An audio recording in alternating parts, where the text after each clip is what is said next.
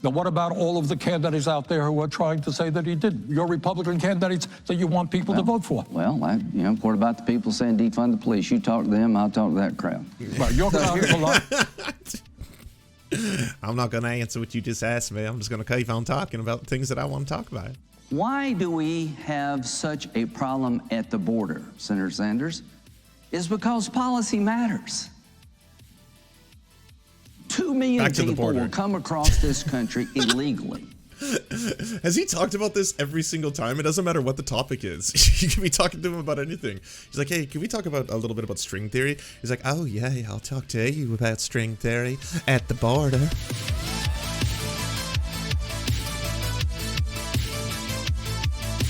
All right, time for some debate. Oh, I hope this is spicy. Bridge building sent by Democratic Senator Ted Kennedy and Republican Senator Orrin Hatch, passing some of the most important legislation of their times, such as the Americans with Disabilities Act, and clearly have very different views on the biggest issues facing the nation.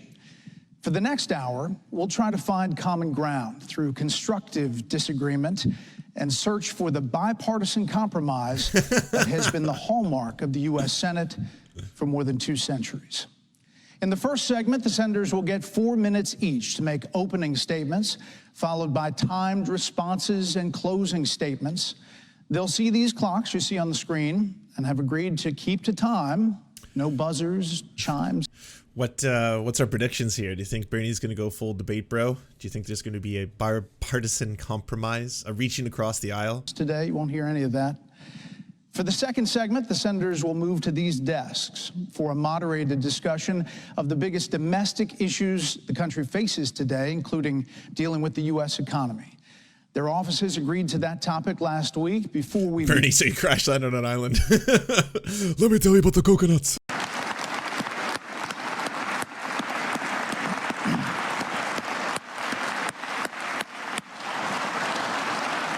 Bernie. Yeah, they'll have to talk about how incest is morally neutral. I agree. Common debate bro tactics, you know. Senators, great to see you. Thank you. Here in this probably feels like home. This is the awesome. well of the Senate. We agreed to do a coin toss. Okay. Very official. To start this off, just show you the coin. This is heads. This is the Statue of Liberty. Oh my God. And then on the back side. This is so American. We got Lady Liberty on one side, and then 9/11 was bad on the other side. What side do you pick? Tails right here. Senator Sanders, you get to call it in the air since this is home field advantage. Absolutely. For you. All right. Heads. It is heads. Oh, Senator shit. Sanders, you get to choose Bernie. whether you go first or Senator Graham goes first. I'll go first. Senator Nice Sanders, power the move. floor is yours. Well, let me thank the Kennedy Institute for hosting the event, Fox News for broadcasting it, and my colleague Lindsey Graham for being here with me. I am the longest-serving independent in the history of the United States Congress. So what I'm going to tell you today is not something that you hear very often on Fox or CNN or ABC or the Washington Post, or in fact in the halls of Congress.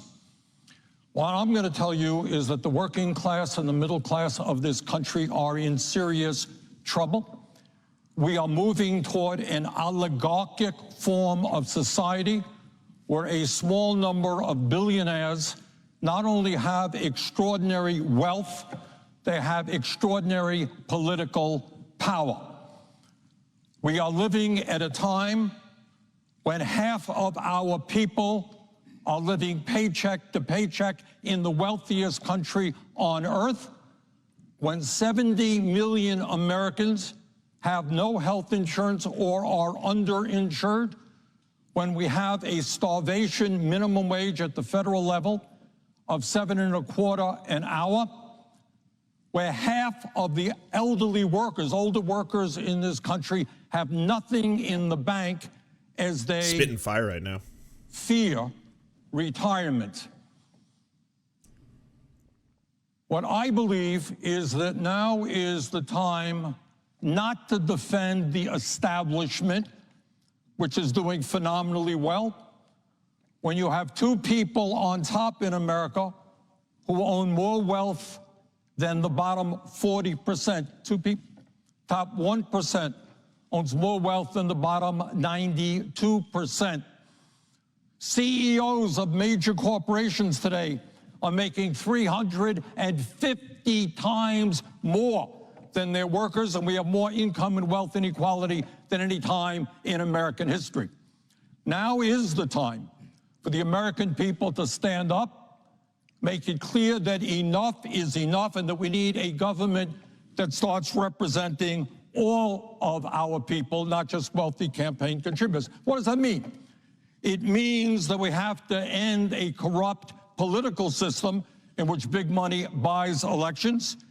It means that we have to end a very unfair tax system in which billions... Okay, I don't know what Lindsey's going to do in opposition to this. Like, what do you even respond to this kind of stuff with? Well, I just think capitalism is working out just fine for all of us, especially me. Billionaires in a given year don't pay a nickel in federal taxes.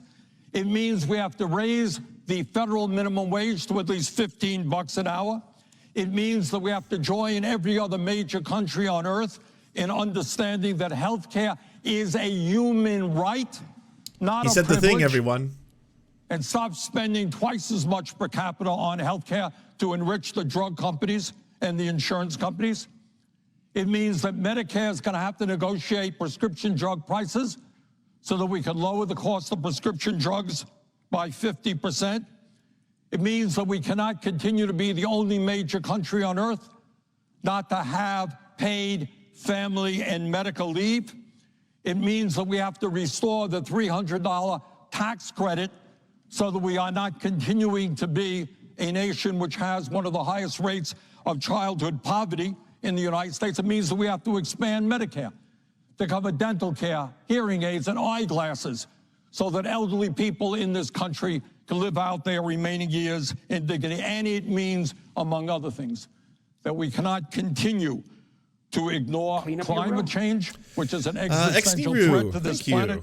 And obviously, given the tragedies that we have faced in the last month in terms of guns, we need serious and real gun safety legislation. Bottom line, let's create a government that works for all of us, not just the people on top. Thank you.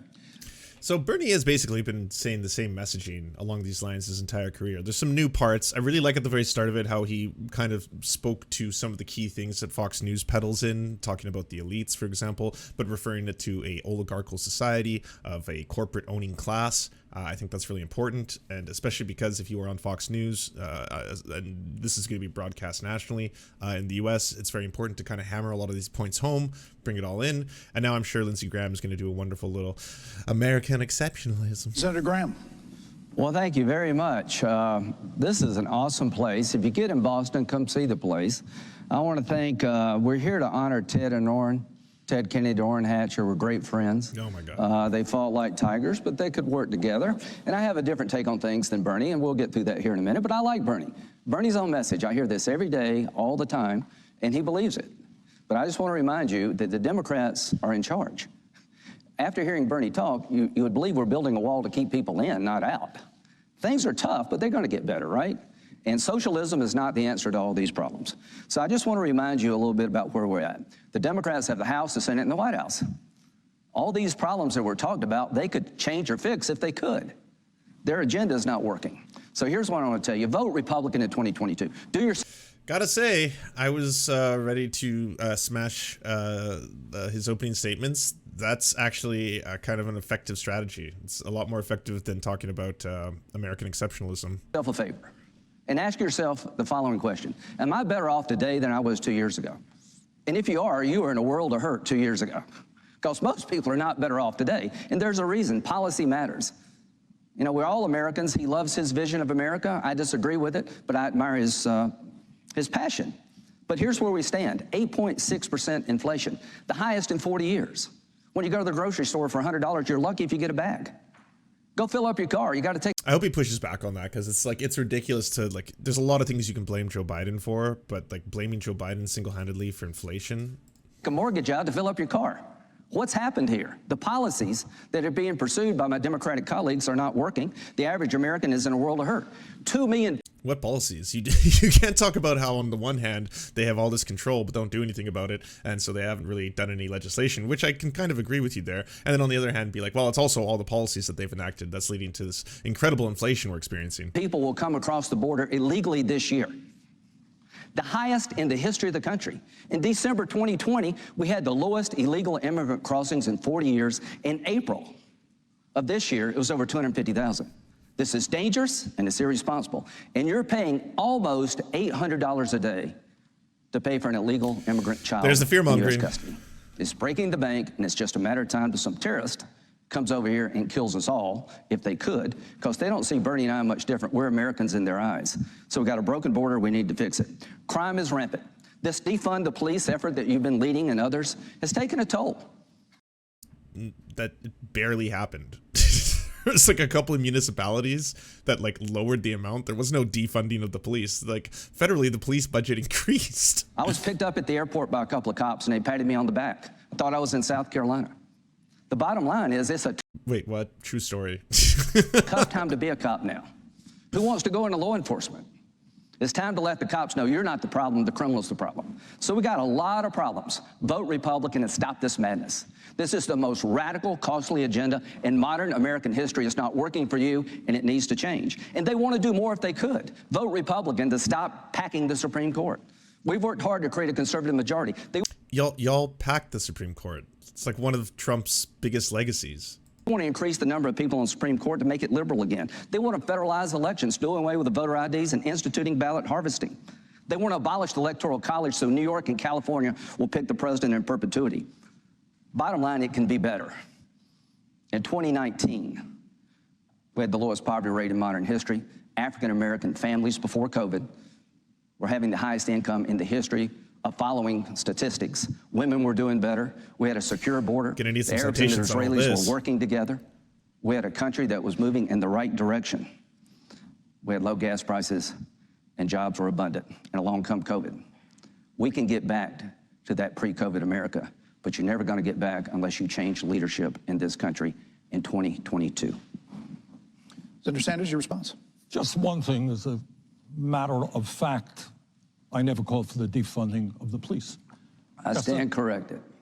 What I do believe in is former mayor, as a matter of fact, who worked very well with our police department, is we need community-based policing that reflects the people in those communities, that we have to fight racism in every way that we can. But I've never called for defunding the police.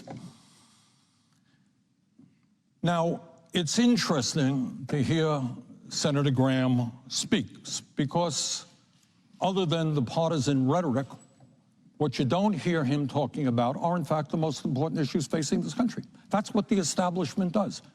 And Lindsey is a very good and effective representative of the establishment. Does Lindsey have a concern that we are the only major country on earth not to guarantee health care to all people? That some 60,000 people a year die because they don't get to a doctor on time? I didn't hear much about that in that opening statement. Lindsey care. Okay, this is good. Go on the offensive. Don't do this whole, like, I really respect my colleague over here. I have nothing but respect for all of the stuff that he's done in his political career. Like, fuck all that noise. We have the highest prices in the world for prescription drugs, and that the pharmaceutical industry right now has 1,500 paid lobbyists in Washington, D.C. to make sure that in some cases we pay 10 times more for the medicine that we need. Did Lindsey talk about the fact that we have in South Carolina and all over this country tens of millions of workers working for starvation wages? Did he talk about a corrupt political system in which billionaires today can start a super PAC? And I guess you have some familiarity with super PACs. They help fund your campaign. Who can spend unlimited amounts of money to elect candidates. You have the absurd situation where super PACs frequently spend more money than the candidates themselves. I didn't hear Lindsey talk about the crisis of climate change or the reality that scientists are telling us. It's not Bernie Sanders, Lindsey. This is what the best scientists in the world are telling us. We don't get our act. Oh yeah, no, he's never going to talk about climate change outside of like maybe we need to just extract more oil because that'll solve the problems. Together. The planet we're going to be leaving our kids and future generations will be becoming increasingly uninhabitable. We're talking about great cities like Charleston, South Carolina. You're aware of that. Neighborhoods flooding. There are people who are thinking that not only Charleston, but Miami, New York City will be half underwater by the end of the century. You got to talk about that. You got to talk about income and wealth inequality. Do you have a concern that 2 people own more wealth than the bottom 42%? Do you have a concern in terms of corporate concentration of ownership? You got 3 Wall Street firms now, BlackRock, State Street, Vanguard, who control $20 trillion in assets. They control hundreds and hundreds of corporations throughout this country. Not to mention buying up property like no one's business. Bottom line is we are moving toward oligarchy. And if we don't stand up and say that we need a government that represents working people and the middle class, I worry very much about the future of this country, and I hope you'll speak to some of those issues. Well, I'll be glad to speak to my campaign. I raised $112 million. I'm not really going to address anything that you just said, but I am going to talk about myself for a little bit now that I have the floor. Thank you very much. The average donation was about $40, lindseygraham.com. The bottom line is... Oh, fucking shameless. Fucking shameless. Holy shit. Damn. I mean, I guess we all got to learn a thing or two, eh? I don't think I'd be in the middle of a televised debate being like, hey, by the way, everyone, you should check out the Serfs.tv if you wanted to watch some good live streams. Anyways, I digress. Talking about the economy. The America that we all seek to achieve, where everybody can do well, is not going to happen unless things change. You haven't called for defunding the police. Will you do me a favor and say publicly today, those who are calling for defunding the police, stop? Because you're hurting the country. It's people in your party, the liberal wing, I don't know what you call these folks, but they believe the cops are the problem. You say you've never done it, but people in your party are doing it all the time. At the end of the day, I believe climate change is real, but that's no reason to destroy the fossil fuel industry in this country. We're moving to electric cars, but that's going to be 2034, 2035. Your party has made us miserable when it comes to filling up our tank. Your party took 10 million. How? I mean, you could put forth a real argument here. Maybe say something like Joe Biden isn't using the strategic reserves. That could be something you could propose. But the fact that you're not blaming any of this on, I don't know, OPEC Plus maybe would be a place to look. Acres out of production. You closed the ability to produce oil and gas in Anwar, and you wonder why it costs so much to fill up your car. What the hell's happened in the last 2 years? Their policies.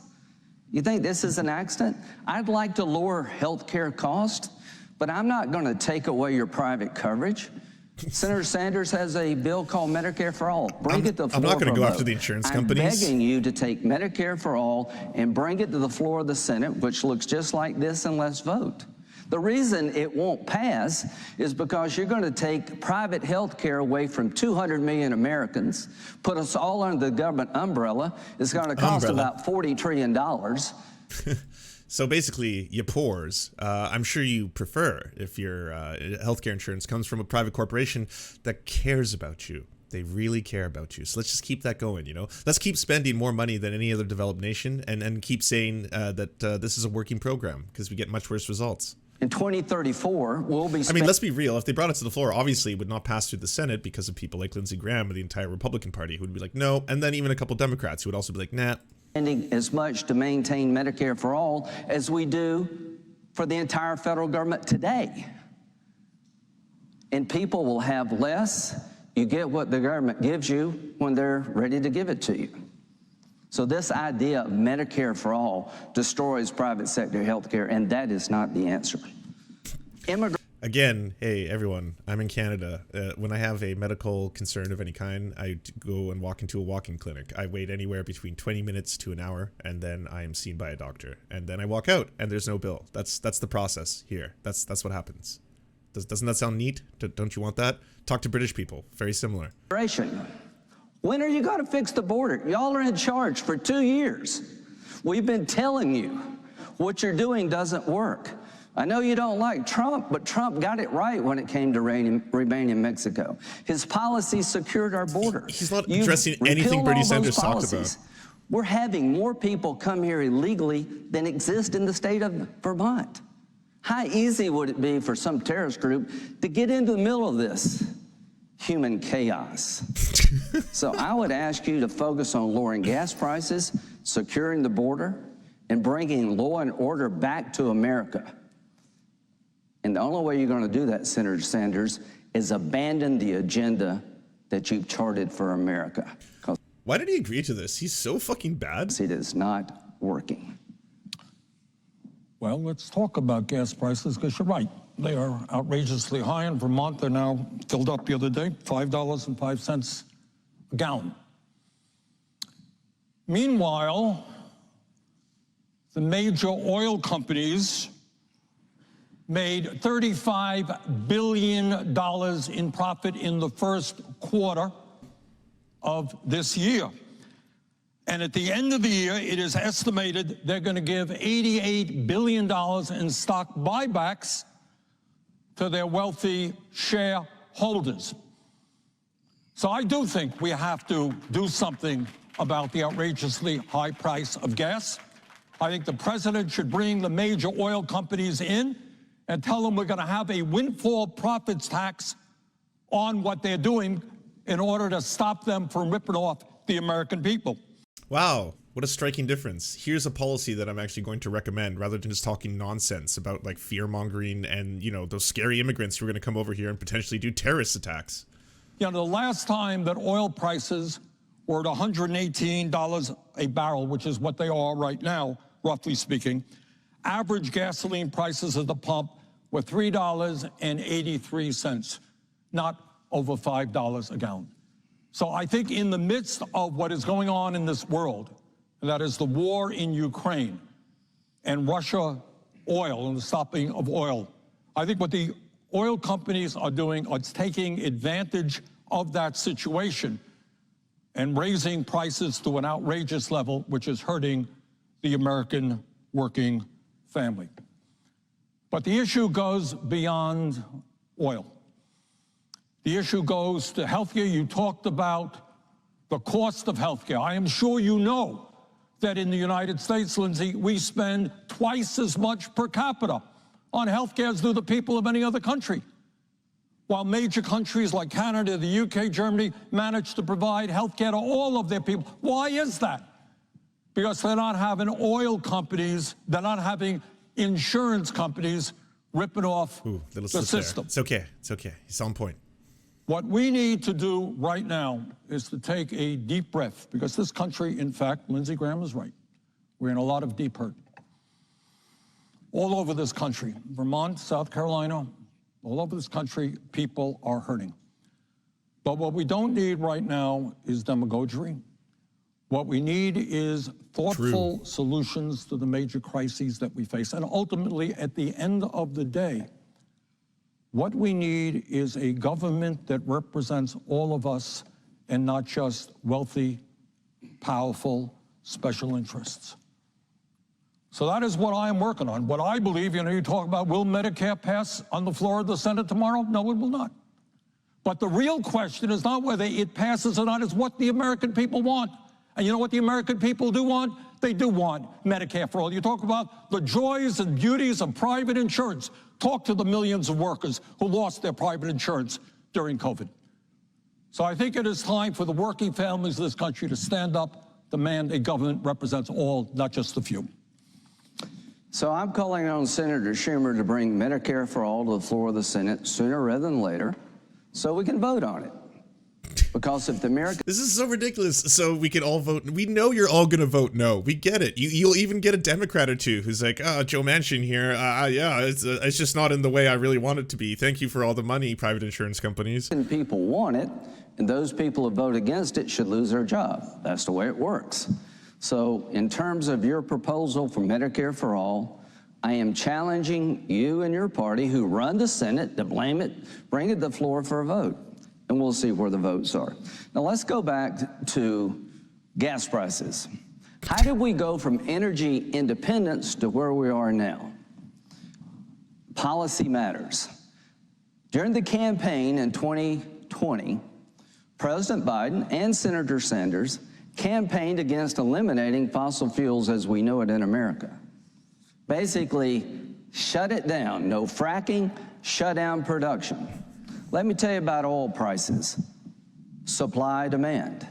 It was $2.38 a gallon, price of gasoline, before COVID hit. We went into lockdown because we had to. It went to $1.77. Now, nobody was saying give the oil companies a subsidy when it was $1.77. When Biden came into office, it went back to $2.38. What's happened between then and now? The policies you pursued in terms of energy production.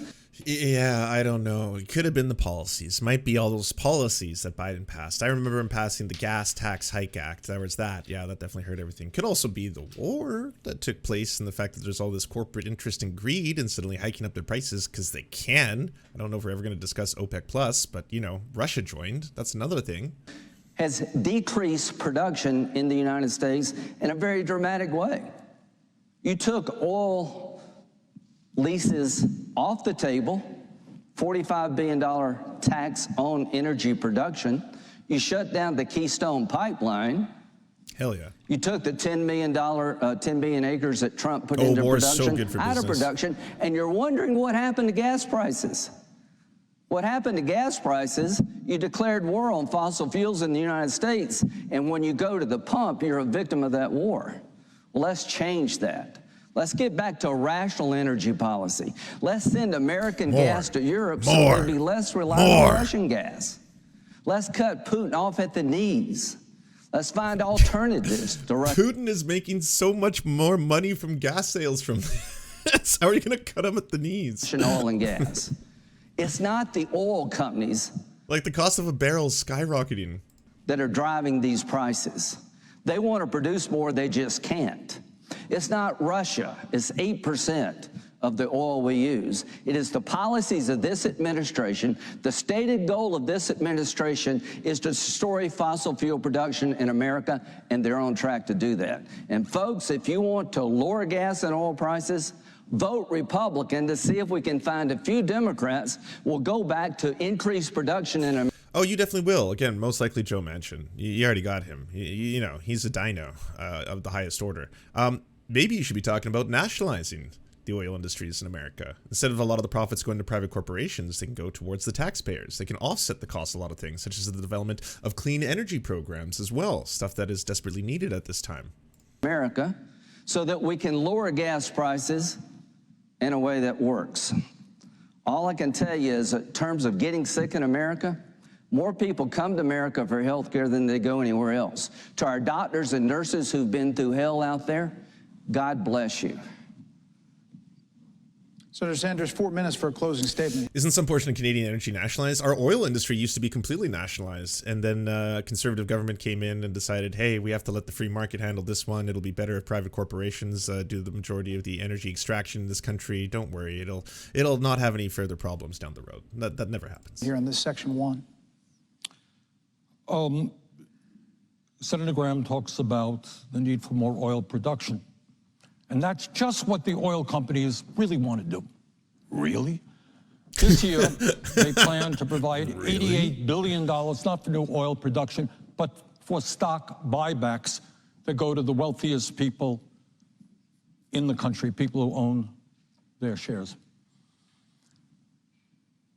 As a nation, I think the time is very long overdue for us to have the courage to do something which is not easy, and that is to take on the people who contribute to Senator Graham's campaign and to Democratic campaigns, to tell the people on top who during this pandemic, this terrible pandemic, which took 1 million lives, where millions of people are suffering with long COVID, where, as Lindsey says, our doctors and nurses performed absolutely heroically. And during that period, you know what else happened? The billionaires in this country saw a $2 trillion increase in their wealth.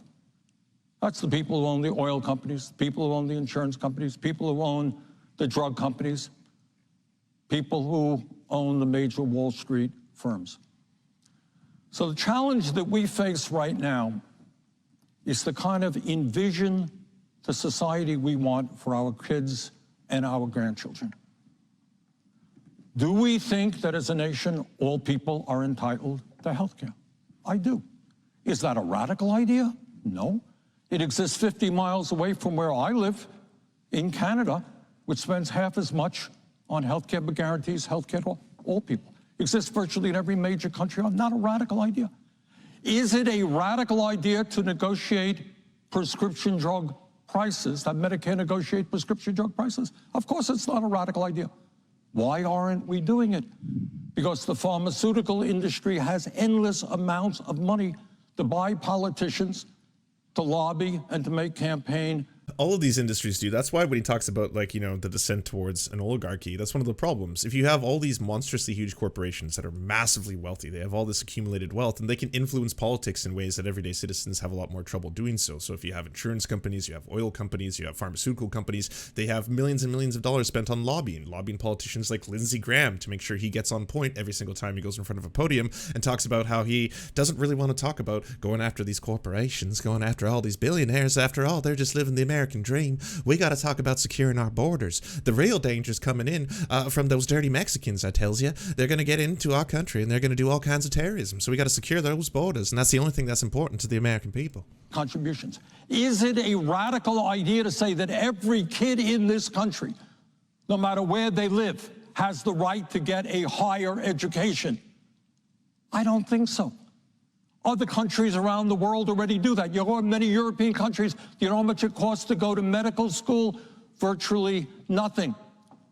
So I happen to believe that... That's wild, by the way. I'm jealous of that. When I was talking to people in Denmark, and they were just straight up like, oh yeah, when you want to go to university and become a doctor, the government actually pays you. And I was like, wait, what? And it's like, yeah, the school is free, and then they give you like a stipend so that you have living expenses, so you have a certain amount of money per month to go to it's because it encourages more people to go into those fields and, you know, hopefully give us more doctors and other, you know, executive professionals in that arena and stuff like that. Clean and up you're your like, room. what the hell? I didn't know such things were possible. This is wild. Netrunner, thank you. We should make public colleges and universities tuition free. Let's deal with the issue of guns. And we are in a chamber today named after Ted Kennedy, whose two brothers, John and Bobby, were gunned down. And that is, the time is, again, long overdue. For the people of this country, and I think the people are prepared to do it, the question is whether the Congress is prepared to do that, to stand up to the power of the NRA and pass real gun reform legislation. Now, we've seen some progress in recent weeks. We'll see how that plays out. A modest step forward, but we have got to go further. Are we comfortable living in a nation where anybody can walk into a gun store today and come out with an AR-15, which is designed to... What was that face? What is Lindsey Graham doing here? I don't even know where I am right now. An AR-15, which is designed to mow down people in a military fashion. Are we designed with people able to buy high-capacity ammunition magazines? Are we satisfied with a situation where somebody can go to a gun show and not have a background check? So the time now is, for the sake of our children, for the sake of all of us, to pass serious gun safety legislation and have the courage to stand up to the NRA. The bottom line is, you know, Lindsey talks about votes in the Senate, and he's right. Senate and the House are pretty conservative institutions. Poll after poll show they are not representing where the American people are. Our job is to create a government and elected officials who are prepared to stand up against wealthy campaign contributors and fight for ordinary Americans. Thanks. Thank you. I want to remind you again. Okay, now hit him with the chair and call him a beta male. That's coming up. That's probably going to be in round 2. That your government is run by Democrats. Now, that doesn't mean that we've got all the answers as Republicans, but I find this astonishing that the people in charge of your government are not going to vote on things that Bernie thinks will fix the problem. Why? Because they don't want to vote on these ideas because they won't fix the problem. So here's the point. If you want things to change, you got to get new people in Washington to run the place. Because the answer to America's problems, Senator Sanders, is not more socialism. Your own message, what time is it? It's time to raise... Wait, more? What socialism already exists in America? Oh, are you talking about corporate socialism? Yeah, there's a lot of that. There's a ton of that. Okay, I'm with you there, Lindsey. Taxes on the rich. Your completely own message. Why do we have such a problem at the border, Senator Sanders?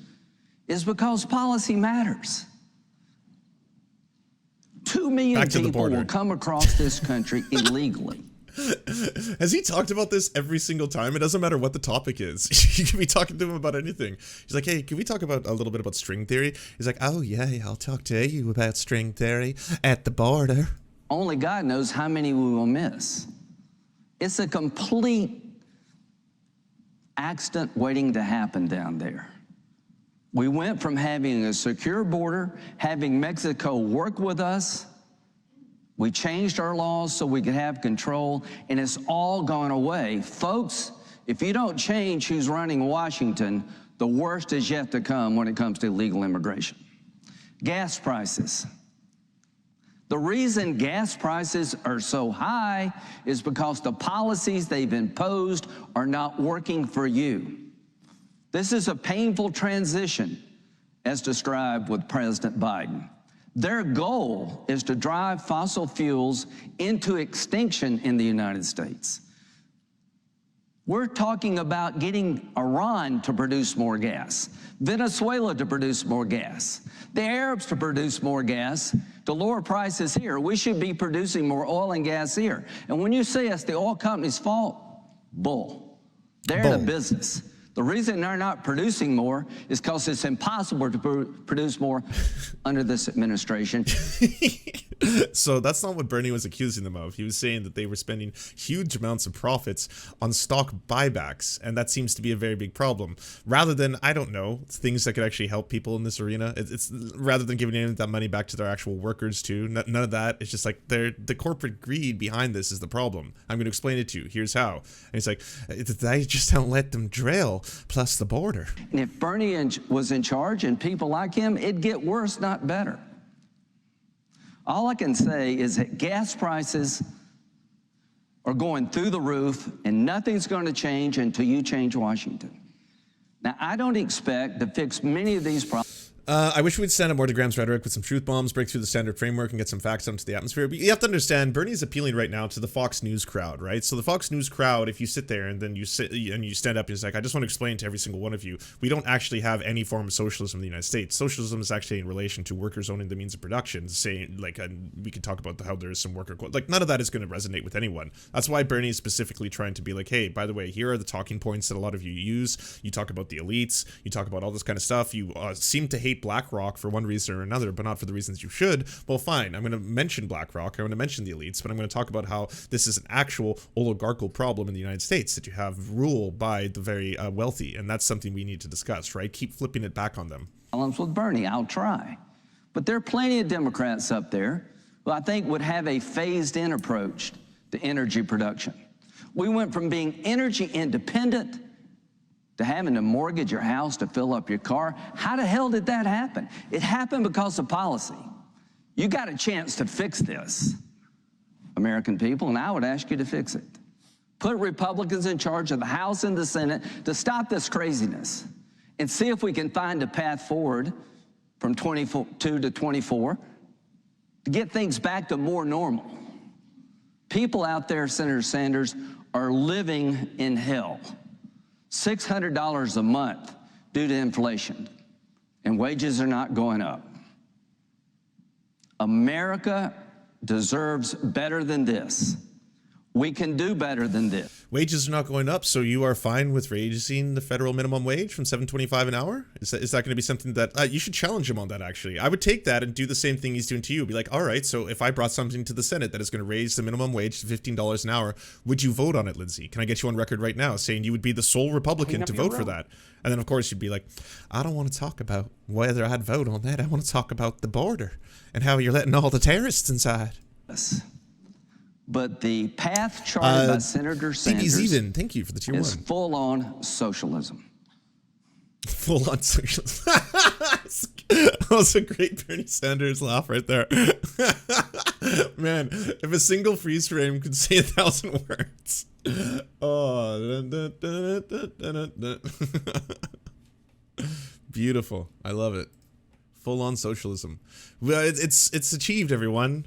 I didn't know it, but America's a full-on socialist state. It's wild. The Times. Full-on, unequivocal socialism. Doubling down. Full-on, unequivocal, unabashed socialism. Cradle to grave. Cradle to grave. That's not going to fix America. We are not a socialist nation. Only in America. There is a better way. Hey, what up, Jeff? Everyone go to the twitch.tv/Jeff_Waldorf. And I'll promise you this. If I'm chairman of any committee, particularly the Budget Committee, if we take over, I will sit down with Democrats and Republicans to find a way to fix our national debt, which is appalling. Something like Simpson Bowles, not socialism. Senators, thank you. That is the end of segment 1. If you will. I would say hard win for Bernie there. No question.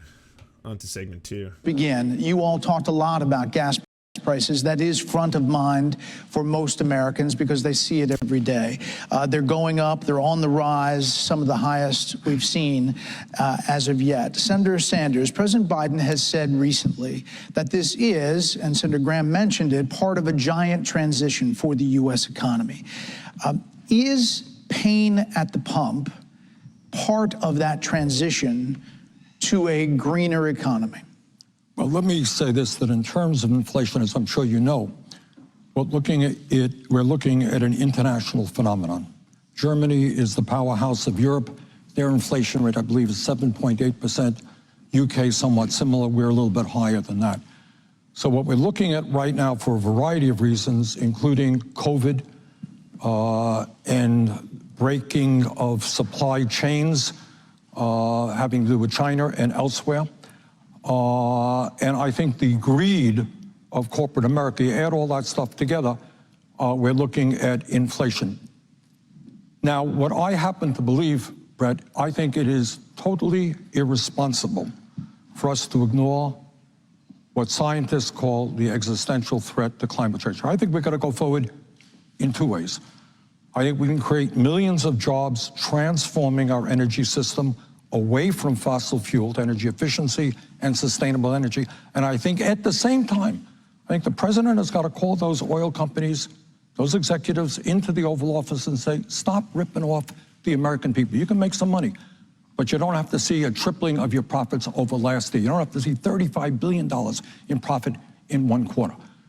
So we are in that bind where you have to deal with climate change, or Charleston is going to be underwater. New York City will be underwater.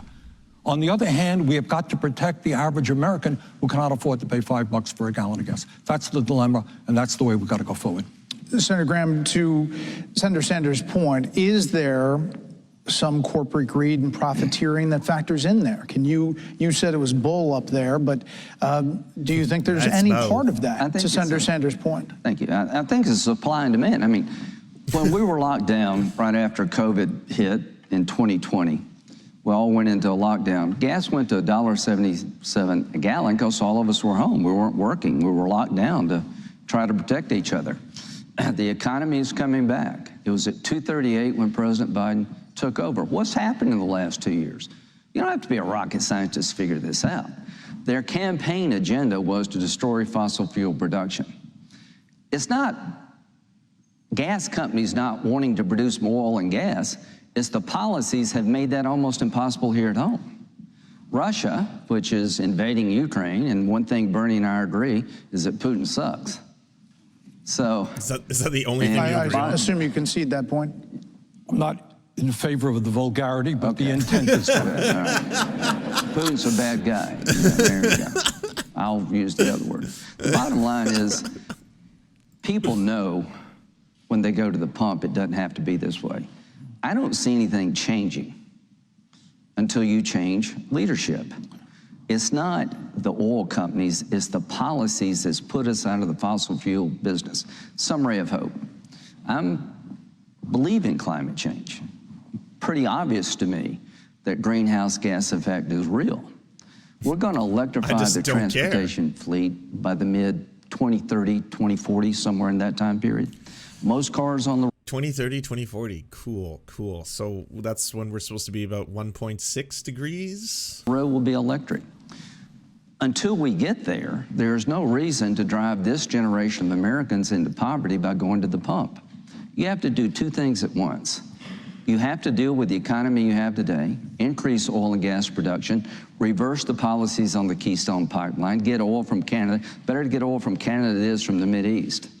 So I want more energy production here, but as we phase into electric vehicles, and we will, then we have to look at power generators, Bernie. We're going to have to, wind and solar are great, but they're not enough. The transition fuel will be gas. We should be sending American-owned natural gas to Europe. There are two terminals developed by Germans to receive natural gas from America. We need to unleash American natural gas production to help ourselves, but also to help our friends in Europe so they'd be less dependent on Putin. So my energy strategy is national security as much as anything else. One thing we'd agree on, if the world were less dependent on fossil fuels, who would be the biggest losers? The Iranians, the Russians, Venezuela. So let's get to that better day. That's a weird sell. I don't think I've ever heard that before. It's not for the environment or the preservation of humanity, but it's about really giving it to those Venezuelans, you know? Don't do it this way. You're doing it in a way that's destroying the American economy. The average American is going to be spending $500 more to fuel their car this year than last. And the inflation in this country is caused by bad policy choices. And it's not going to change until you get new people in charge in Washington. Vote Republican in 2022. Senator Sanders. If I could. Yep. What Lindsey is not dealing with is inflation is not just Joe Biden's issue. You have to explain why it takes place around the world, and that has to do with supply chains, the terrible war in Ukraine, and in my view, corporate greed. Lindsey says the oil companies can't. Gee whiz, they're just tied up. They just cannot produce more oil. But apparently, they got $88 billion this year to give stock buybacks. In other words, they have the money to invest in new oil production if they chose to do that. Now, Lindsey also makes the point that, you know, we're going to move to electric vehicles, and I certainly support that. The problem is, Lindsey, we are in a moment of, what's the word that I can use? I guess the scientists use it, existential, all right? We're seeing temperature rise all over the world. That means more drought, less food production. It means more flooding. It means more migration because people around the world are not going to be able to grow the food or get the water that they need, more disease. So this is not saying, well, you know, it's a good idea to move toward energy efficiency and sustainable energy. No, we have to do it right now if we love our children and our grandchildren. And the challenge that we have is, how do you do it without forcing working people to pay $5 for a gallon of gas? I think we could do it, but it's not either or. So that's back to my original question. Do you think that the high price of gas speeds up that transition in your mind and worth the price that it costs? No, that's not what I'm saying, Brett. No, I know it's not, but I'm just trying to get to how you do it. No, I think what we have got to do is, and of course, build back better. You know, Lindsey's here beating up on the president all the time. We passed, in terms of the American Rescue Plan, we passed a $1.9 trillion piece of legislation, which went a long way. You know, let's remember where we were in the midst of the pandemic. Massive unemployment. People, thousands of people dying every single day. And we passed legislation which said, we are your working family, you're hurting, we're gonna get a check to you. You're unemployed, we're gonna extend unemployment benefits. You're a hospital that's going broke, we're gonna get money to you. You need a vaccine, but you can't get it, we're gonna make it possible for you to get it. We're going to improve schools to deal with the pandemic. We passed that. The president deserves credit for that. But again, in terms of high energy prices. We have got to do a lot more here in the United States, but just to blame the president, you know, the Republicans were in power, you know, they had a great record. They had massive tax breaks to the richest people in this country, and I think Lindsey voted to throw 32 million Americans off of the health insurance that they have. Great record. Massive income and wealth inequality growth. So we have to be thoughtful about how we go forward. But beating up on the president is just not good enough. Let's try to get to something you both agree on. You have voted similarly on trade issues before. When it comes to lifting tariffs on China, I assume you're both in the no category. Is that fair? It depends. If it's for solar installations, I would support it. We need to get more solar paneling into this country. But I don't know Lindsey's record on this. I have, over the years, in the House and in the Senate, believed that the trade policies that Democrats and Republicans, Clinton and Bush, brought forth, which said that to American workers, yeah, we're going to pass NAFTA and permanent normal trade relations with China. We're going to allow corporations to shut down by the thousands in America and then move to China or Mexico. I thought then that was a disaster. I believe now that has been a disaster. Senator Graham? Yeah, I'd be very reluctant. I think the tariffs imposed on China basically levels the field because they cheat. So one reason that Mexico decided to keep illegal immigrants in Mexico until their court date would come at the United States regarding asylum is that Trump threatened to put tariffs on products coming out of Mexico. And that actually worked because of what he did with China. But back to the American Rescue Plan. We worked together about $6 trillion of bipartisan spending to help with COVID. It rocked the world. A million people lost their lives, doctors and nurses. We've all gone through hell. But the American Rescue Plan, according to Larry Summers, not Lindsey Graham, was ill-conceived and ill-designed, and he said would do more to spark inflation than any policy initiative in the last several decades. This was in March last year. He was right.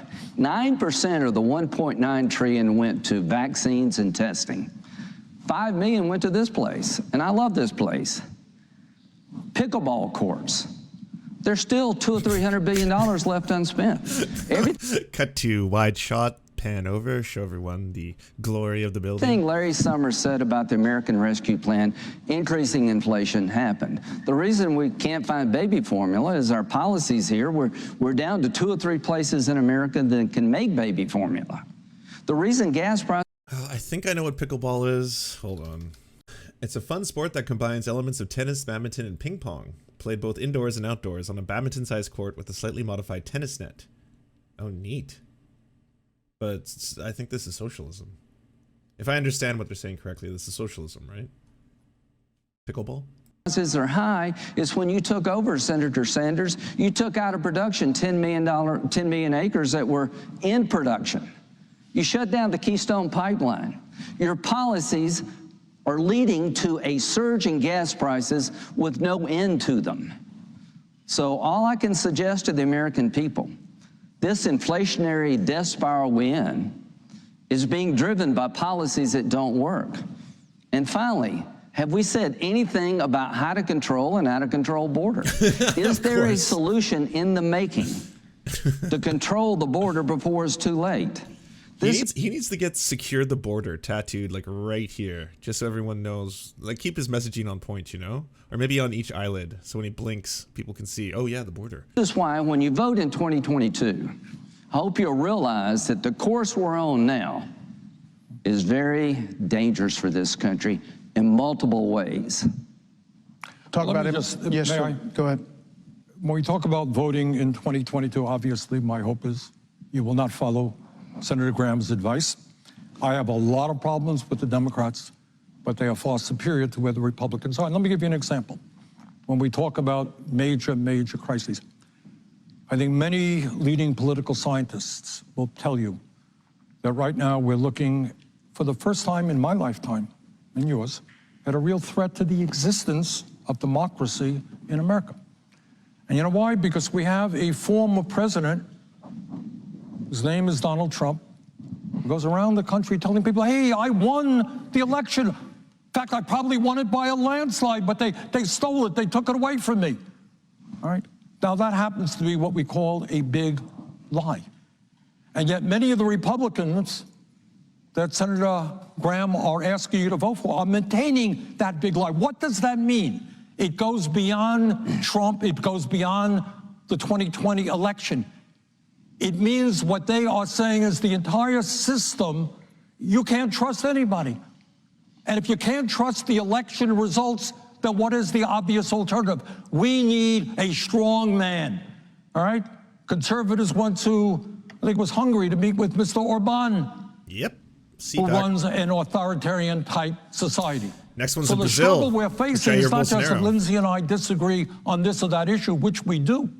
It is the future of American democracy and whether we move to authoritarianism based on, among other things, a very big lie. Well, quickly, Guess can you what? address that, Senator? Trump lost the election. Can you address that, Senator? I mean, can you say definitively the election was not stolen? Yeah, I voted to certify the election. There was some mail-in balloting chicanery out there, but no, I voted to certify I said along the election. chicanery. I had a lot of choices. I was going to say shenanigans. Did you win the election? Yeah. Okay. Now, what about all of the candidates out there who are trying to say that he didn't? Your Republican candidates that you want people to vote for? Well, what about the people saying defund the police? You talk to them, I'll talk to that crowd. Right, your crowd is a lot. I'm not going to answer what you just asked me. I'm just going to keep on talking about things that I want to talk about. Larger than my crowd. So here's the point. Why is he talking about Trump? Because he can't talk about anything else. He can't tell you rationally. This is the first time he's mentioned Trump in this entire debate. That's the first time, just now.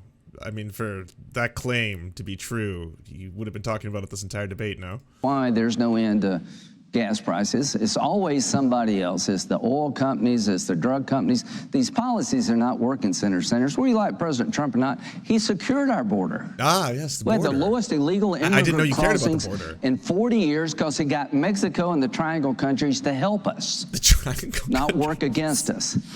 He took on China for the first time, literally in my lifetime.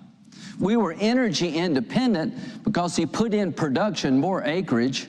He allowed us to drill responsibly in Anwar, and he approved the Keystone Pipeline. The Arabs and the Israelis were working together under his leadership, called the Abraham Accords. We replaced the USMCA, NAFTA with the USMCA. So the one thing I would say to President Trump, talk about what you did. Compare your record to what's going on now. You may actually win. To the American people, if you don't change who's running your government, things are going to get dramatically worse at the border. So this started by Bernie saying, hey, by the way, there was this guy, you know, the president of the United States, who wouldn't accept the election results and then wanted to undermine democracy by lying about how the election was stolen. And then the response is, well, yeah, but the border. I mean, he did stop those triangle countries from coming in. So there's that. Prices are going to continue to skyrocket. Inflation is out of control. The policies these people are pushing are never going to work. That doesn't mean we've got all the answers as Republicans, but I can tell you right now, the pathway to socialism is being paved as I speak, and the worst is yet to come. Vote Republican. And I know Bernie's not going to do this, but like, can one person at one point just ask any of these right-wing people to define what they think socialism is? Just like on the spot. Just be like, can you please define socialism for me? And then I just want to hear it. I just want to hear it as a matter of public record. What exactly do you think it is? Is it thing you don't like?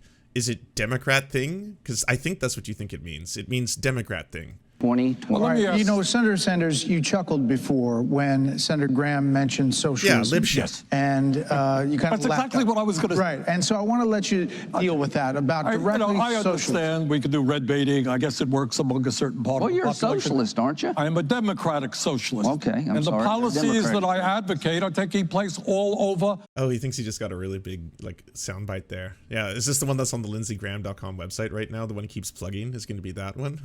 Oh, gotcha. So I would like to ask Senator Graham, do you think raising the minimum wage to $15 an hour is socialistic? Do you think doing what every other major country on earth does, guaranteeing health care to all people, is socialistic? Do you think expanding Medicare to cover dental care is quite socialistic? Do you think in terms of Social Security, you know, you're on the Budget Committee, we just had a hearing about this. Lindsey and I disagree on this. Up. I think we should increase benefits for Social Security recipients by lifting the cap, which is now at $147,000. So a millionaire pays the same amount as somebody making $147,000. Lift that cap, we can increase Social Security benefits by $200 a month for every beneficiary in America. Is that socialistic? Is making sure that all of our kids are able to get a higher education. Is that socialistic? Is saying that 3 Wall Street companies should not control $20 trillion in assets, we got to break them up? Is that socialistic? Is saying that CEOs should not make 350 times what their workers make. So, you know, I understand that certain words will have an impact on certain parts of our country. But take a look at the issues that we are fighting for, and every one of those issues, Lindsey, guess what? American people support me, not you. Okay, let's talk about that. The border. How do you solve problems? We're in the Ted Kennedy Orrin Hatch world. All I can say about your Social Security plan, you want to increase benefits when the program's going broke, what about folks. pickleback? When I was 21, my mom died. When I was 22, my dad died. I had a 13-year-old sister. We moved in with an aunt and uncle who worked in the textile plants. My world was rocked. If it hadn't been for survivor benefits coming into my family, because my sister was a minor, we'd had a hard time making it. I'm 66, I'm not married, I'm part of the problem. We need more kids out there. When in 1955, there were 9 workers paid. I love how he started this with, let's talk about these issues. Now I'm going to tell you my life story, and then I'm going to bring up the border, then pickleback, and then I think we can pretty much put a bow on this one, right? Into the system, 9 workers for every retiree. We're down to 3.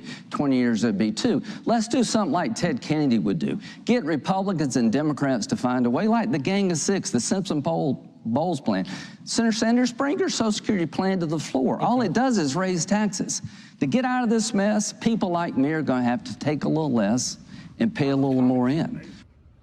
Elmo. Hey, thanks, Cheeto, for the gifted sub. We're going to have to adjust the age one more time like Ronald Reagan and Tip O'Neill did. There is a bipartisan way forward. But you describe problems, but your answer is always the government. It's always socialism. Social Security is a government program. I'm sorry about it. Yeah, it's socialism. You keep saying it. Senator Sanders, your Medicare for All program eliminates private sector health care. It's a $40 trillion revenue increase. It will cost more to maintain Medicare for All than the entire federal government today. There has to be some sense of responsibility here. You just can't tax people into oblivion and turn every problem over to the government. Okay, let's respond. And I'm glad it's a good discussion. Let's Thank you, respond. Brett. Okay, Social Security. And again, we had, Lindsey and I are on the Budget Committee, we had a hearing on it. What you forgot to tell people, Lindsey, you're right. Social Security has a solvency issue. What the actuaries say, we want 75 years of funding coming into Social Security to maintain for 75 years. What I advocated does that. Let's vote. Because it is a, let's vote on it. Let's Fine, I'm for voting on it. Let's ask the American. That's his answer to everything. Just bring it for a vote. We'll see how it does. You can even bring in the Pickleback Act. I'm ready for that one. American people, whether they think it makes sense that somebody who makes $1 million a year or $10 million a year or $100 million a year pays the same amount into Social Security. Somebody makes $147,000. Let's vote on it. Let's ask them. You know what? The polling has already given us the answer. They think it is Why aren't we voting on it? I mean, all right, well, let me ask a different way. This is fun. Holy shit, debate bro tactics, eh? Let me ask you. It is fun. Let me ask. Hold on. Because his plan, the reason he doesn't want to vote on it, nobody's going to vote on it. I want to vote on it. Well, you're in charge. Let's vote. Okay. Could I get the Senate Sergeant at Arms here? I mean, you can always flip that back on him. You could be like, hey, by the way, you keep talking about stagnant wages, so can we vote on a $15 minimum wage increase? Because can I get you on the record as saying that you would vote for that right now, here, live? Because why don't we vote on it? Pickleball, not pickleback. No, because pickleball wouldn't rhyme. Pickleback act. It has to rhyme. It has the word pickle in it. Ask the question this way. The national debt, Senator Sanders, stands at more than $30 trillion. Yep. So it's 133% of GDP, gross domestic product. Should Americans care about that? Yes. Is that a problem long term? Yes, it is. It is, and it's something we want to deal with. Now, what Lindsey says, which is the Republican line, Social Security, I mean, Medicare for all, gonna raise your taxes. You know what? It will. But you know what else it's gonna do? You ain't gonna have to pay a nickel in premiums, a nickel in co-payments, a nickel in deductibles.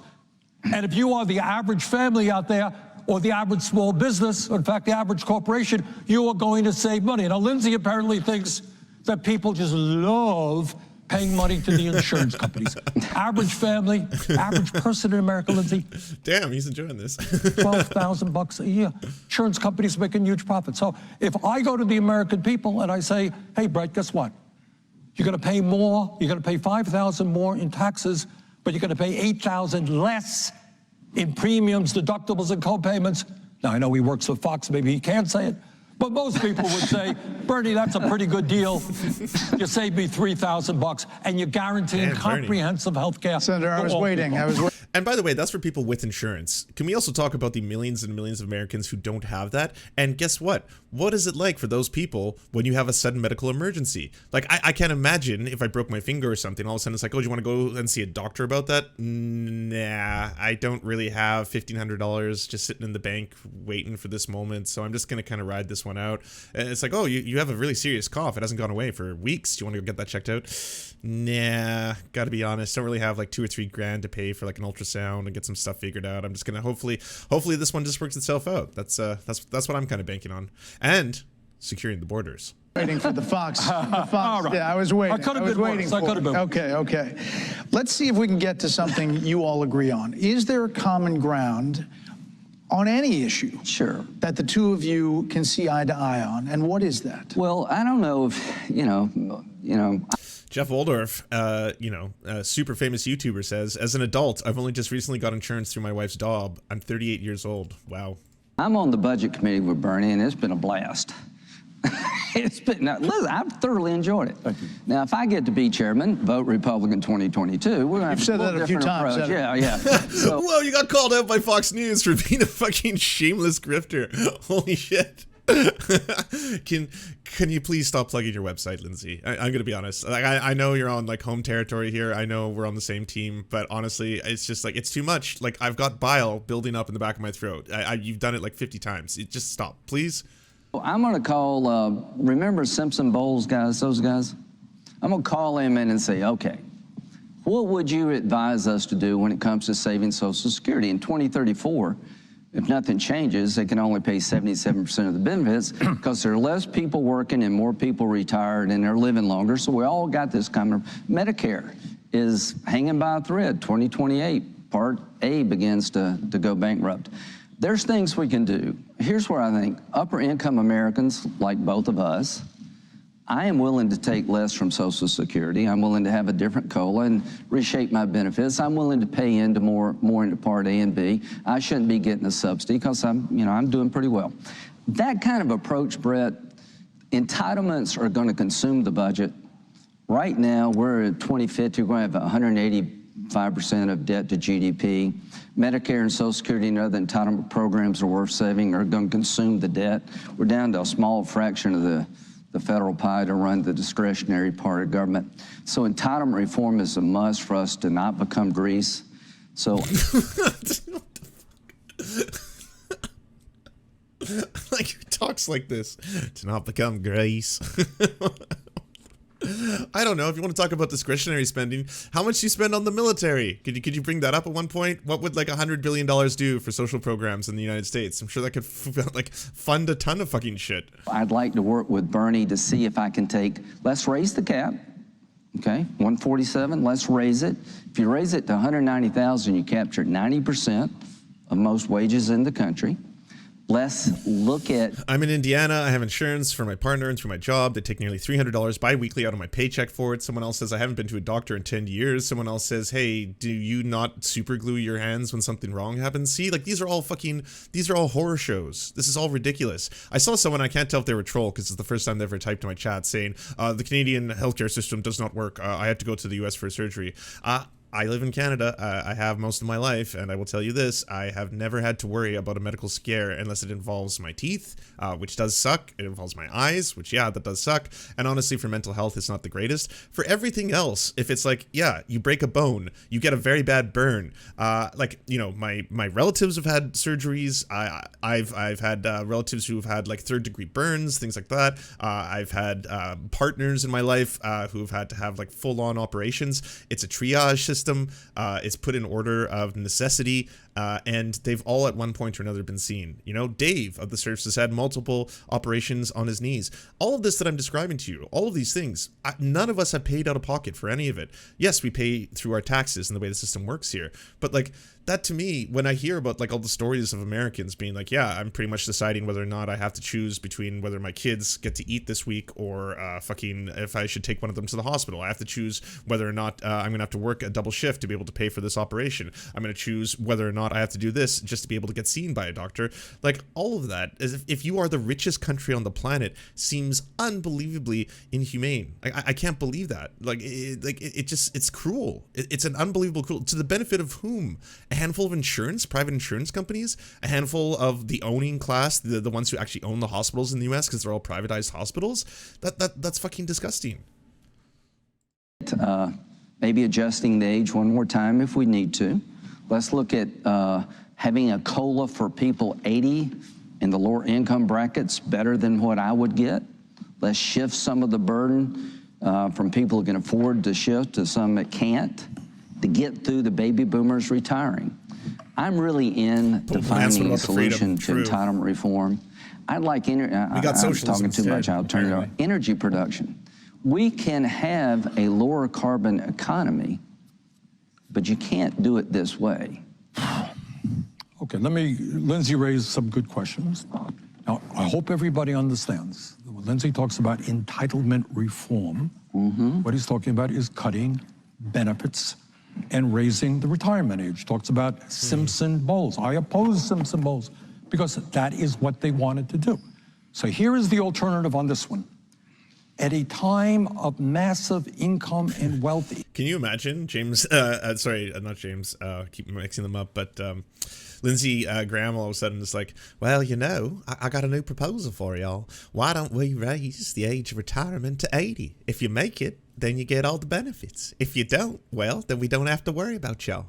Inequality, where people on the top are doing phenomenally well.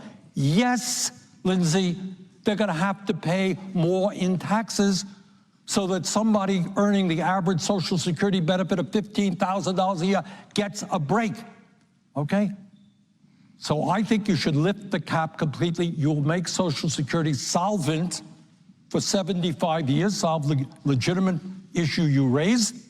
And yes, Jeff Bezos and Elon Musk will pay a lot more in taxes. Well, that's so on the what? Now, I want to say on Medicare, 1 minute. On the common ground question. Yeah. I didn't get it out of that answer. Well, what you got is that he sees it as a problem, I see it as a problem, all right? Medicare, I see Medicare solvency as a problem. That is why I want us to stop spending twice as much per person on healthcare as any other country on earth, so that the insurance companies and drug companies don't continue to make huge profits. So I'd ask my friend, do you think it makes sense, Lindsey, that we have 70 million people uninsured and underinsured at the same time as insurance companies make huge profits and we spend twice as much as any other country on healthcare? Does that make sense to you? Is that a system that is worth defending? I think here's the first thing I won't do. I will not take your private health care away from you unless you want it taken away yourself. His solution to your health care problem is to take away from you the health care you have today in the private sector. There are 200 million people below 65 that are insured in the private sector. I'd like to make it more efficient. I'd like to cover more people. When it comes to Medicare, we all get in the system when we're 65. He wants Medicare for all. He's going to invite hundreds of millions of people, tens of millions of people into the system that hadn't paid a dime. Medicare is hanging by a thread now. I guess the difference between Bernie and myself is that I know there is no way in hell we're going to fix Medicare with the Republicans or Social Security with the Republicans. I've got to give some. I'm willing to raise the cap. I'm willing to get people to pay more into the system. But we live in a global economy, folks. We had a 35% corporate rate. It went to 21. We're the highest in the developed world. That was done under Trump, lowering the corporate tax rate, and that's not a good thing. Companies can leave America and go somewhere else. Tax policy matters. We can create tax systems in this country to drive people away. We can create tax systems in this country to incentivize job growth. All right. Final thought. Bipartisanship is the only... Is this a debate? It seems more like an elections campaign. Well, Bernie Sanders came here to kind of, I think, pill a bunch of Fox Nation viewers, and Lindsey Graham came here to promote his campaign. Only way to solve these problems. Take your bills that you've put down as solutions, so back to this. Put them on the floor, and here's what you're going to find. No bipartisan support. Yeah, no shit. Okay, there is a bipartisan agreement currently on gun control legislation. 10 senators on the Republican side have signed on. Senator Graham, you're one of them. It's in formulation. The legislation is being written, but it deals with mental health, advocating for red flag laws, tightening background checks, licensed firearm dealers. There are some specifics in there. Senator Sanders, you're not on as of yet. Is that a common ground issue around the edges that don't deal with everything you want that you all can get to? Right. Look, if that bill, and you're right, it hasn't been written yet. We have an outline of it. If that bill came to the floor, would I vote for it? I'm quite sure I would. Does it go anywhere near far enough? No, it does not. I mean, at the end of the day, Lindsey, you're going to have to, you're asking people to vote Republican, you're going to have to ask your Republican colleagues whether or not they think it's okay that anybody can walk into a gun store, go through a background check. You could be suicidal, you could be homicidal, you could have all kinds of issues. Buy a AR. Don't know what that is. Stand by if you would.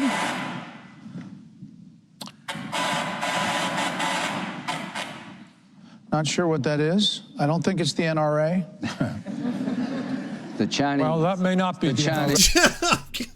The Chinese. I think it's the Chinese. That may not be the NRA, but the fact that we don't have... He just said that out loud. What the fuck? Serious gun safety legislation is the NRA. But I think as a nation, and I know, look, I come from a rural state, and a lot of my constituents hunt, and I believe people have every right... Sorry, Senator. Okay. Apologize. Every right... I'm sorry. What is going on, Fox News? Do you not know that you're filming a live show right now? Are you trying to like air horn Bernie Sanders out with construction noises? All right, before we were rudely interrupted by the speaker, Senator, you were making a point about the gun legislation. Look, I think it is a step forward. I think clearly it does not go far enough. And as a nation, and again, as I said, I come from a rural state, most people do not use AR-15s to hunt deer. These are weapons, these are military-type weapons designed to kill people as quickly as possible, to mow people down. And as a nation, we are going to have to decide whether or not it is appropriate to do what virtually no other major country does, allow somebody to walk into a gun store and buy one of these weapons and then come out, and if they're suicidal or homicidal or whatever they may be, just mow people down. And the tragedies we've seen recently in Buffalo and Texas, I mean, unspeakable. I'm just horrible beyond words. So those are the decisions. I think this is a start, but I believe we have to go much, much further. Senator, a closing statement here as we're coming to the end of this segment, and I was trying to find the common ground. I'm not sure we really got there, but there's promise, right, Senator? No comment. No comment. So let me tell you what I think the common ground is, what we've done in the past. Senator Kennedy worked on a... Wouldn't you agree that a certain amount of dogmatism is not only not bad, but it's a sign of progress?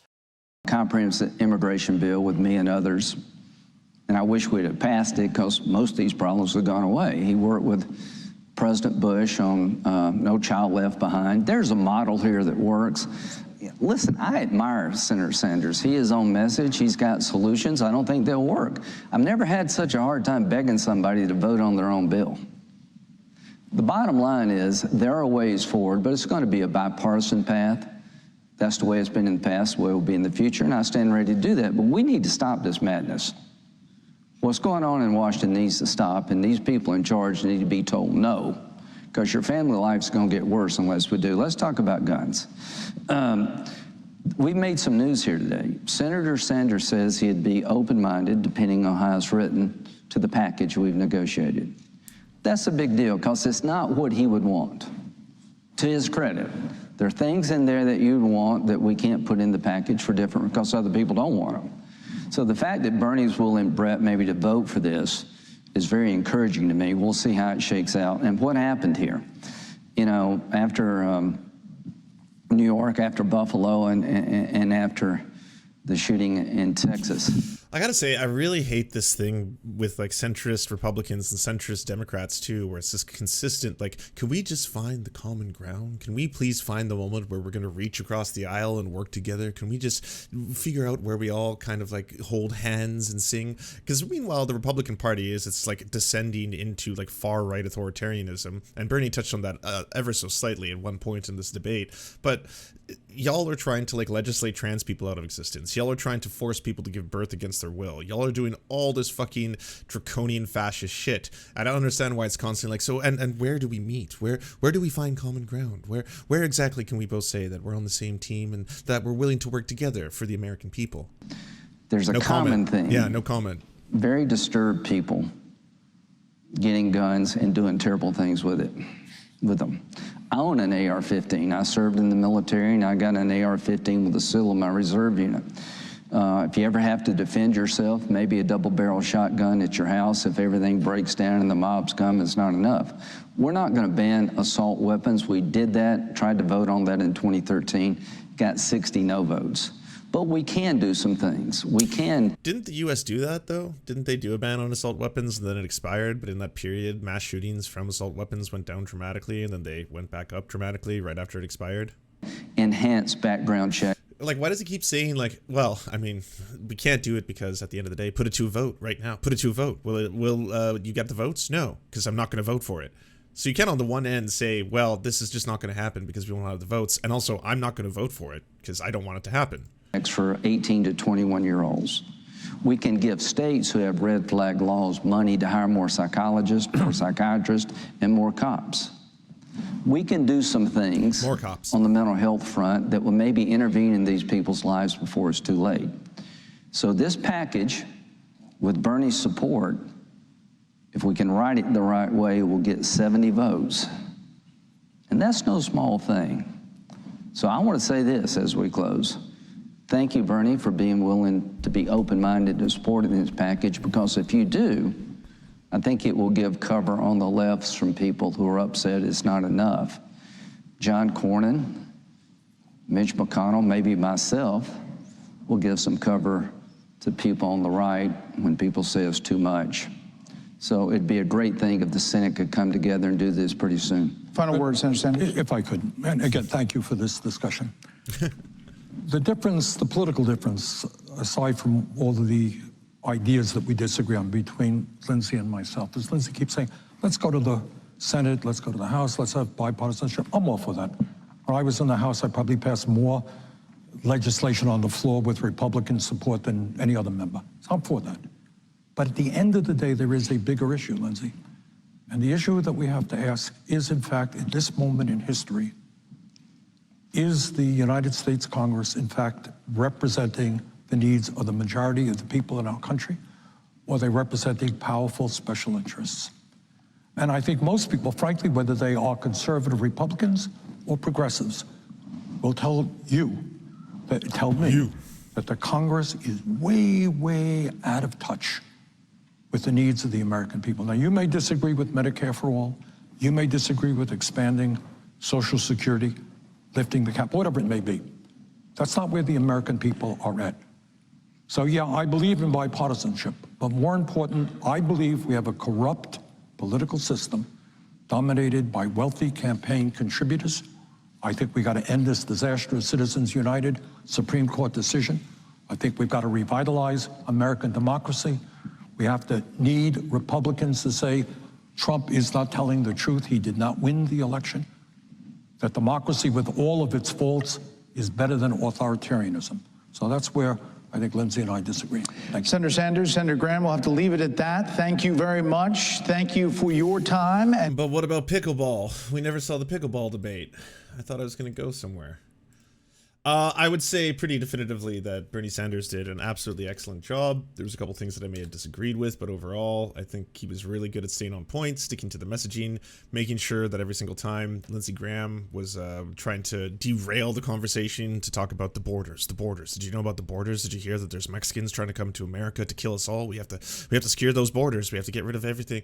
Like, pull it back and use the same talking points that they like on Fox News. You know, talking about the elites. Well, I'm going to talk about the elites, but I'm going to point out that if we don't do something about the corporate interests in America, we're heading towards an oligarchy. It's going to be a country ruled by the very wealthy, which I would argue it already is, and the special interests that accompany that. You have all these giant industries that have become incredibly wealthy off the backs of Americans, the pharmaceutical industry, the energy industry, the healthcare industry. Every single one of them is going to have a ton of money to be able to funnel money into politics, into politicians like Lindsey Graham, in the form of either super PACs or just in direct campaign contributions, and that is going to influence them. They're not going to be representing the people in Congress or in the Senate. They're going to be representing the interests of those corporations because they're the ones who are funding their political campaign. That is a massive problem. It's been really, really refreshing to see people, you know, mostly progressives and the like, try to do grassroots campaigns and still achieve victories where they're getting funding directly from the people, where they're saying we're not going to accept super PACs, we're not going to accept outside corporate contributions. That way we won't be influenced by them in politics. Taking things further, I don't think politicians in America and globally, in Canada as well, should also have interest in the very stocks that they may be passing legislation for or against. I think that's a huge fucking problem. I think if you have a financial interest in whether or not something takes place, such as, you know, funding towards the military-industrial complex, if that makes you personally wealthier and richer, well, that will influence your politics as well. Even if it's not directly coming from those corporations into your pocket at a campaign contribution, you're still going to be thinking, well, hey, I would still like to see Raytheon stocks go up by a lot, because then I'm going to make a cool $20,000. So why not, right? So I thought Bernie did a really good job doing that.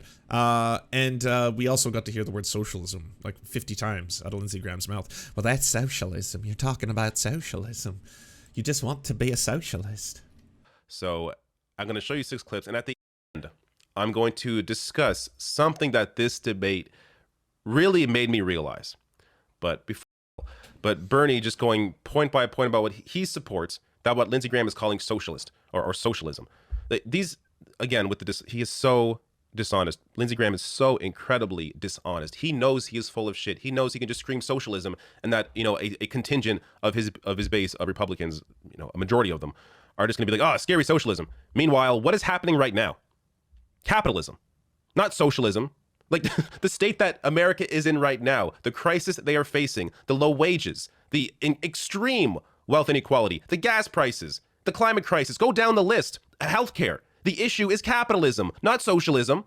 I mean, if anything, Bernie should be screaming capitalism throughout this debate. Unless you have Lindsey Graham screaming socialism, which is not, there's nothing here, nothing. But to be fair, that would not play on Fox News. Immediately they'd be like, oh, whoa, is this guy a commie? I didn't think he was a commie. I heard he was kind of like Scandinavian style socialist Democrat or something like that. Is he trying to do communism here? Because I'm not going to stand for that. I don't want to hear anything bad about daddy capitalism. Ooh, no, daddy capitalism must remain intact at all times.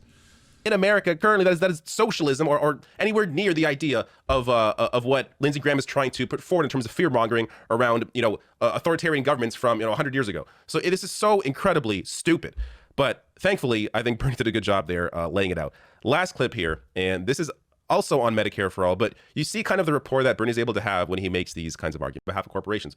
But even though they can't argue with him, he's able to connect with people in a way that very few politicians can. And that's because Bernie Sanders is genuine. He's been fighting for these same issues forever. And even Lindsey Graham, dishonest Lindsey Graham, acknowledged that throughout this debate a couple of times, mentioned how he believes, you know, Bernie Sanders. Yeah, I mean, he's really good at just keeping it to core issues that resonate with everyone and stuff that is overwhelmingly popular amongst the American electorate. I mean, it's not as if America is like suddenly descending towards socialism or something. They're just recognizing the problems under capitalism that are happening under the current system. And when someone offers them, hey, here's just the reality of the situation, and here's how, you know, the so-called middle class of America is getting completely destroyed and eroded for the benefits of a a very, very small amount of billionaires. Like, not a lot of them. Like, do you want the 600 plus billionaires in America to just continue to be the ruling class and be the ones that actually have all the control in both, you know, advocacy, government, power, jobs, corporation, like all of that? Is it worth like the mass suffering of the rest of the population? Is a fighter for what he believes in, because he is. No one can deny that Bernie Sanders is genuine,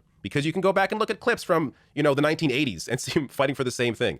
So this is what helped me realize, even though I already knew this, but just even more so, that Bernie Sanders, if he has the opportunity to, should definitely try to run for president again.